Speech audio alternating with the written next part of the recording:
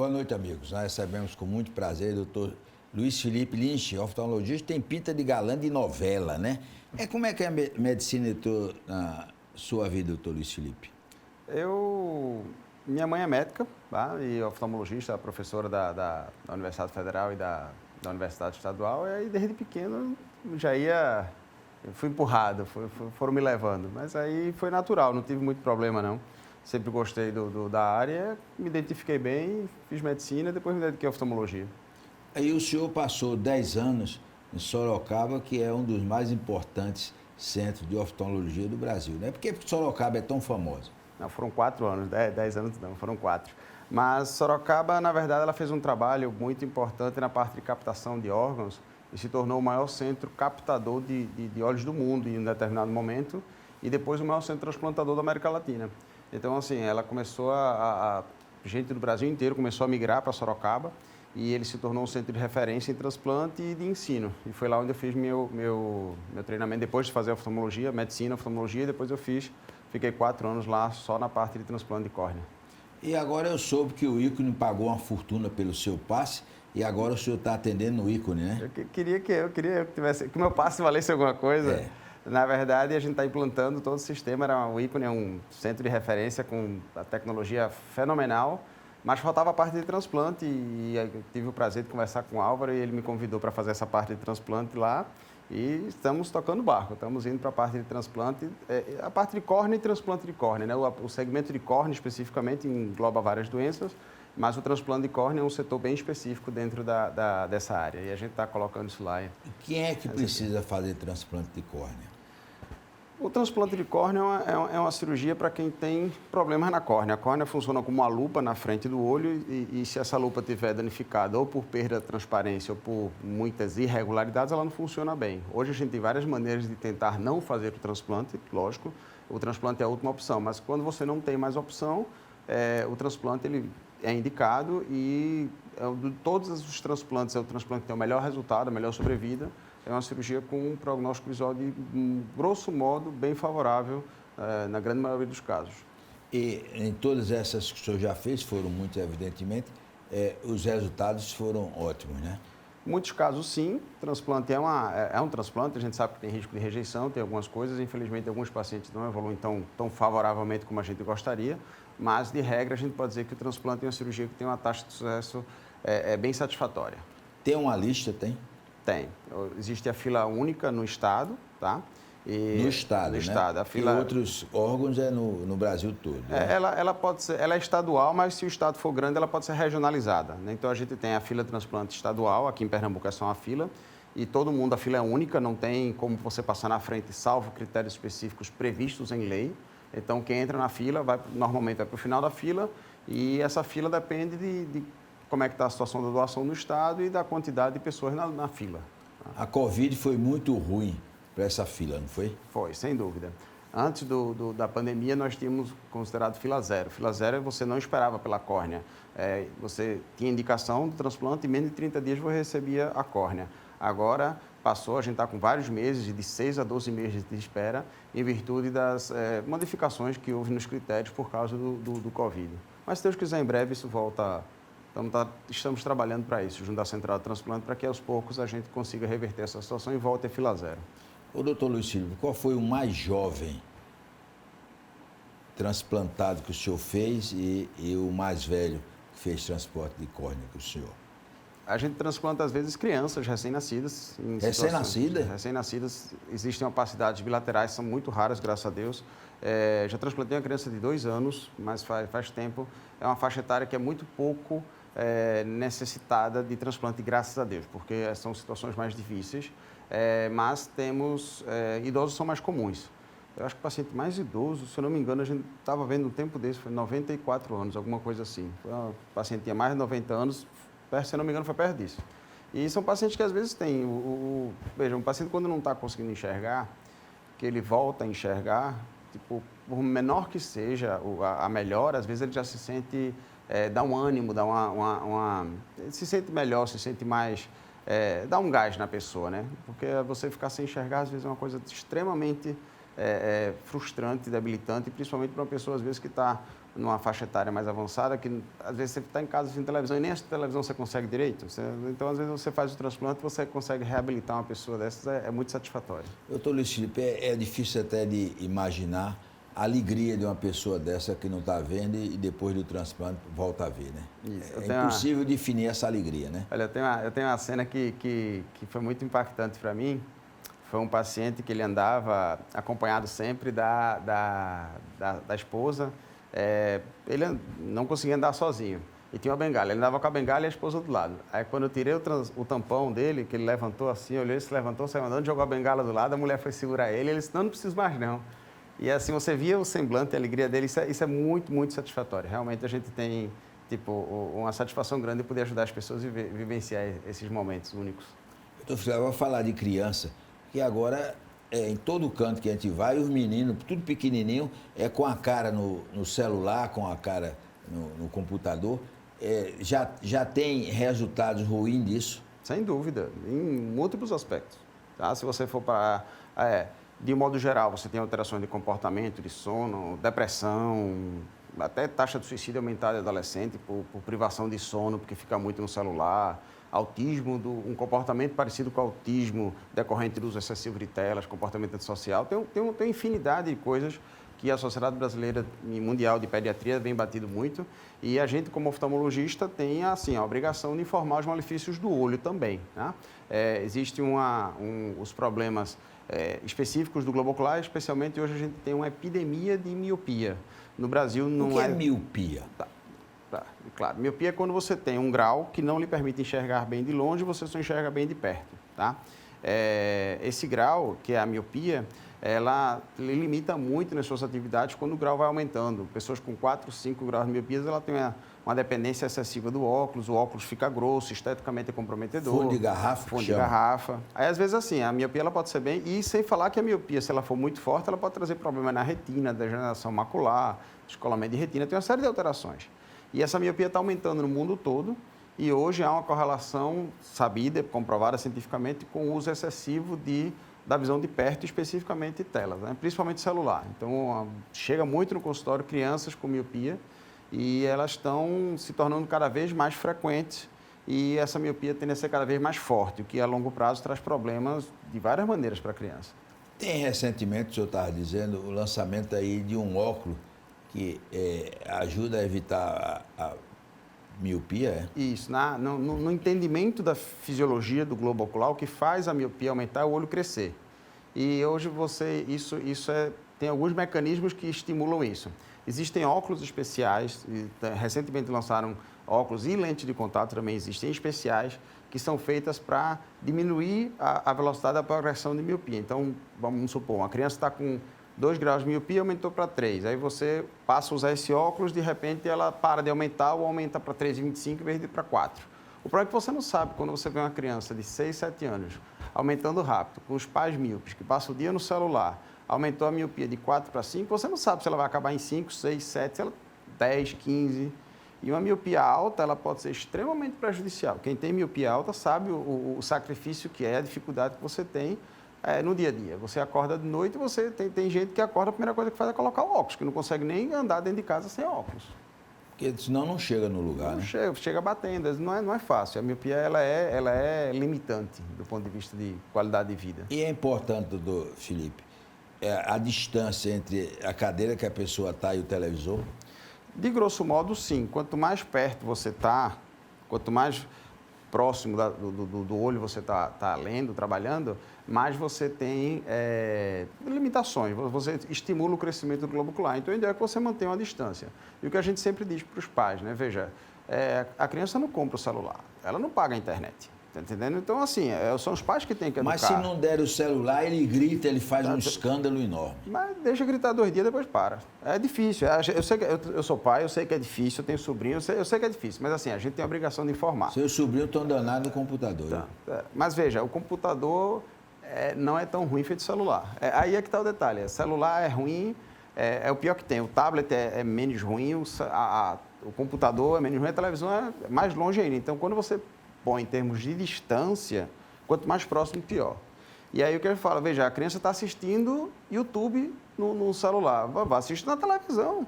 Você tem uma televisão para assistir, então assista na televisão. E o melhor ainda, o mundo perfeito, que todos os protocolos internacionais, principalmente nos países asiáticos, onde a epidemia está muito mais grave por aspectos raciais, estão relacionados a atividades ao ar livre. Hoje as crianças não passam tempo na rua brincando, elas estão o tempo todo dentro de casa. Isso também é ruim. Então o tratamento hoje, assim, a prevenção da miopia, que deve ser feita pelos pais, é diminuir o uso excessivo de celular e telas, tá? E botar a criança para brincar na rua, ao ar livre, em algum horário que tenha sol. Também não adianta dar uma volta de noite somente, tem que ter um pouco de atividades ao ar livre, aproveitando a radiação ultravioleta nesses casos, no horário, lógico, mais compatível, evitar o meio-dia, né? Todo médico manda a pessoa tomar muita água. Sim. O oftalmologista também? Sim, claro. O equilíbrio ideal da pessoa, a pessoa ser saudável, seu olho é saudável. Se a pessoa não é saudável, seu olho também não é saudável. Existem algumas doenças que estão relacionadas a excesso de radicais livres, algumas alterações na retina, por exemplo, degeneração macular relacionada à idade, que está relacionada ao cigarro. Então, tem algumas coisas que, se você não for uma pessoa saudável, você acaba tendo mais. Então, quanto mais saudável você for, melhor. E tomar líquido é um bom hábito de saudável. Olha, o ícone recentemente comprou, foi não sei quantos milhões de dólares, porque doutor Álvaro comprou um aparelho para olho seco. Que diabo é olho seco? O senhor cuida de olho seco? Também. Olho seco, na verdade, é assim, a nossa produção de lágrima, ela vai diminuindo com o tempo. Então, chega um determinado momento em que faz falta e você, às vezes, o olho fica ardendo, você pinga um colírio. Isso é um olho seco leve. Mas existem algumas doenças que diminuem absurdamente a produção de lágrima. E aí você fica com o olho machucado, extremamente desconfortável. E existem algumas doenças na pálpebra, blefarite associada a meibomite, que faz com que isso piore muito. Então, são pessoas que, às vezes, têm uma qualidade de vida muito ruim, porque o olho está o tempo todo incomodando, vermelho e ardendo. Existem tratamentos novos com luz pulsada, todos chamam de spa da visão, mas, na verdade, assim, é um tratamento para que você tenha uma melhora na qualidade de vida, porque você massageia as glândulas do olho, você consegue tirar aquela secreção que está estagnada, que você não consegue tirar limpando com shampoo infantil, com limpeza. Então, você melhora o seu perfil de lubrificação da lágrima e você melhora o olho seco. Então, são tratamentos novos que trazem um conforto adicional para o paciente, principalmente quem tem olho seco severo. E é alto percentual de pessoas que têm olho seco? Sim, olho seco leve, extremamente frequente. Olho seco severo, nem tanto, graças a Deus, mas tem sim muitos pacientes que chegam que dependem muito de colírio e de pomada para ficar confortáveis e, às vezes, passa o dia todo e ainda assim não fica confortável. Então, lógico, para esses pacientes o tratamento é muito mais interessante, para os pacientes de forma mais leve também é interessante, mas o impacto maior é na população que tem a doença mais grave. Depois do intervalo, nós vamos continuar conversando com o Dr. Luiz Felipe Lynch, oftalmologista.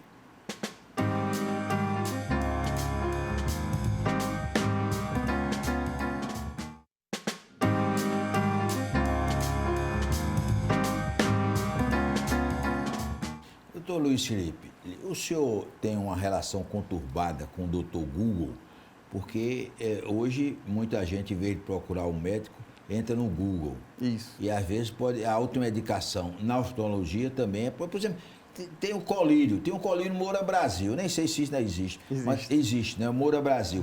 Mas a pessoa colocar um colírio, porque o doutor Google disse, corre um risco, não corre? Eu já vi paciente chegar cego no consultório. Ficar cego? Cego.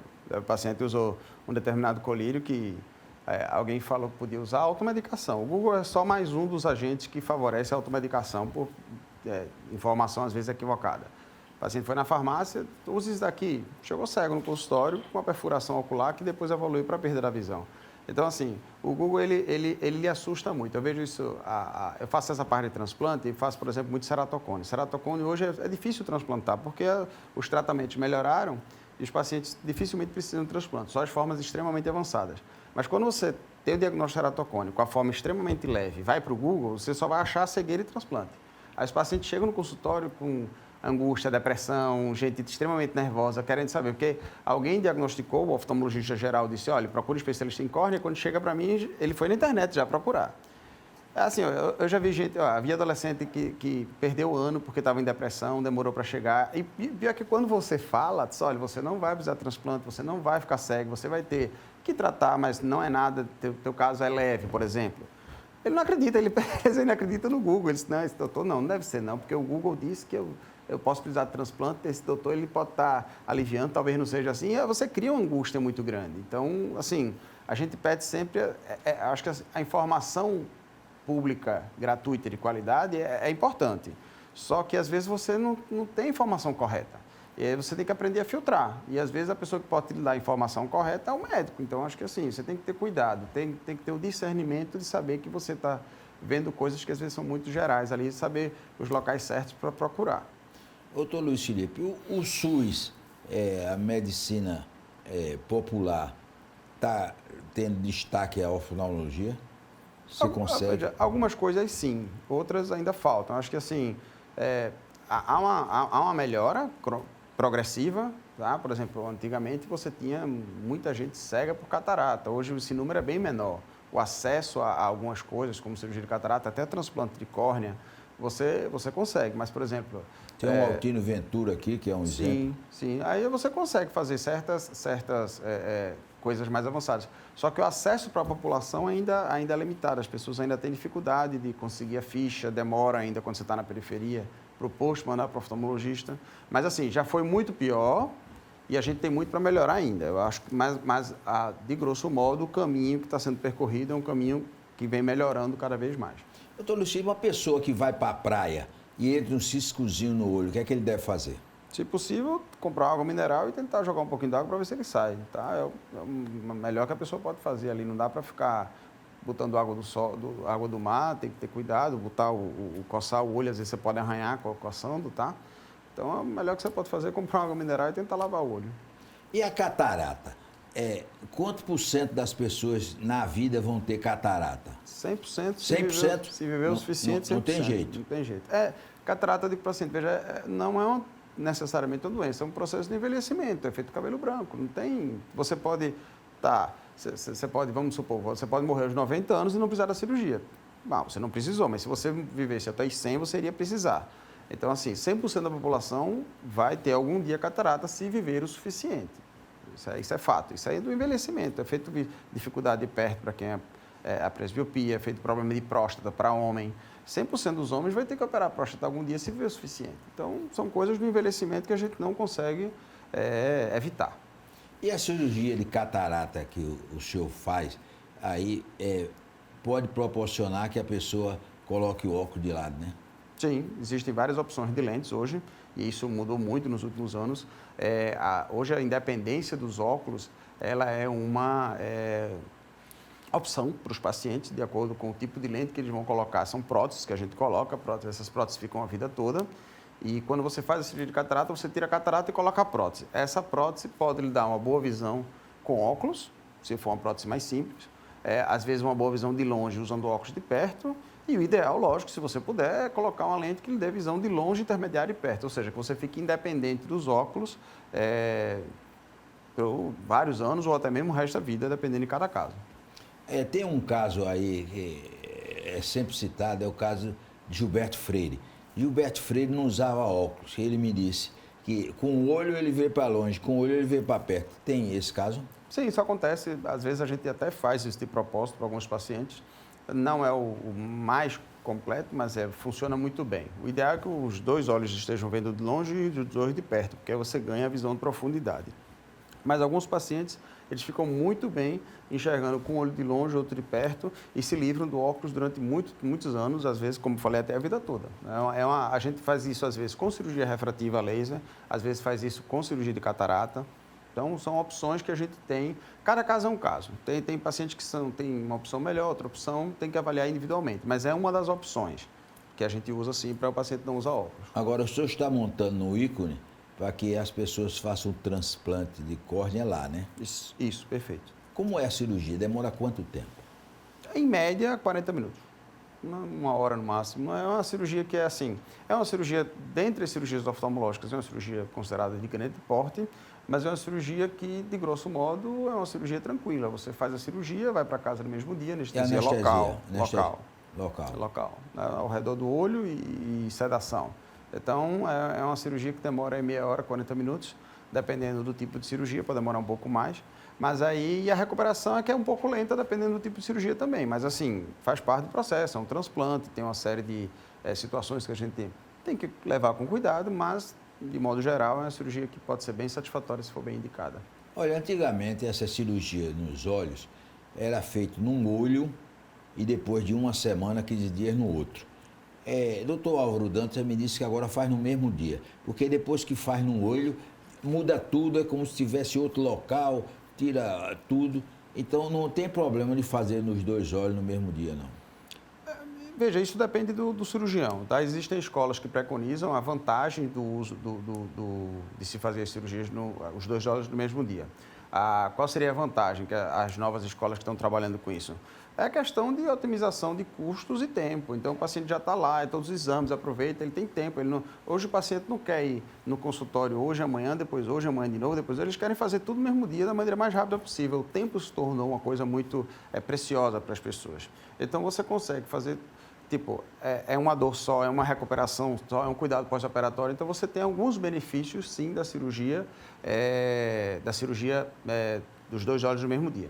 Por que isso é uma coisa mais recente e não é uma coisa antiga? Porque a cirurgia melhorou muito. Então, hoje o risco de infecção, de contaminação, de complicação é muito baixo.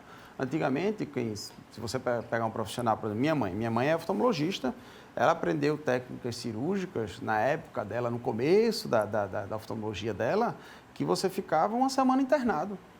Uma semana internado, você não botava nem lente, mal estava começando as lentes, você fazia uma cirurgia extremamente grosseira. Uma cirurgia dessas, que tinha um risco de complicação, de contaminação grande, você não ia fazer nos dois olhos no mesmo dia, porque você podia ter problema nos dois. Hoje há uma tendência, sim, de se modificar. As cirurgias refrativas, logo no começo, já eram feitas as duas no mesmo dia, e hoje tem-se feito as cataratas as duas no mesmo dia.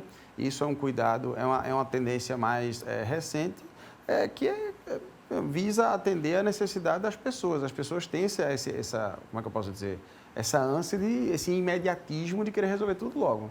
E para essas pessoas é uma vantagem enorme. A Covid trouxe problemas na oftalmologia? Sim, vários. Como um todo. Aquilo que a gente comentou, a questão do transplante, mas em pacientes com diversos problemas oculares. Houve conjuntivite, casos mais simples, mas houve alguns problemas do mesmo jeito que teve aqueles problemas com pessoas com trombose. Essa trombose ela pode acontecer na retina, a retina teve alguns problemas. Paciente com hipertensão craniana, que dava problema no olho, podendo levar a baixa de visão. Pacientes com problemas, às vezes mudança no grau do óculos, pacientes que não tinham dificuldade de perto, logo depois do Covid já começaram a ter, por alterações na microvasculatura e da musculatura do olho. Então, houve uma série de problemas. Não foram muito graves, de modo geral, houve problemas, não foram muito frequentes, alguns graves, mas não foram frequentes. Mas houve, sim, problemas como um todo, né? O Covid, infelizmente... Olha, todo homem deve ir no urologista pelo menos uma vez por ano. E toda mulher deve ir no mastologista pelo menos uma vez por ano. O homem e a mulher devem fazer exames preventivos com o oftalmologista? Sim, sem dúvida. Na verdade, a prevenção é a base do sucesso para tudo. Na oftalmologia, o nosso principal vilão, sem dúvida, é o glaucoma. O glaucoma é uma doença silenciosa que pode levar à cegueira. É uma das principais causas de cegueira irreversível no mundo. E você não sabe que tem glaucoma se você não for no médico. Então, você precisa ir no oftalmologista. Tem que ser o médico oftalmologista. Cuidado com essas consultas de beira de escada que você não sabe nem se o profissional é médico. Porque você precisa avaliar a sua pressão e avaliar a fundoscopia. E aí, às vezes, a gente consegue juntar tudo. Às vezes, a gente precisa de alguns exames para dizer se a pessoa tem ou não glaucoma. Porque se tiver glaucoma, você trata o glaucoma para evitar que ele avance. Já não foram poucos os casos que eu vi de pessoas que chegaram no consultório com um glaucoma extremamente avançado, próximo da cegueira, porque nunca tinham ido no oftalmologista. Fazia óculos na farmácia, ou ia nesses mutirões, às vezes, onde não tem médico, pegava qualquer coisa, quando chegava uma mancha, eu disse, olha, você está quase cego, infelizmente, e não tem o que fazer.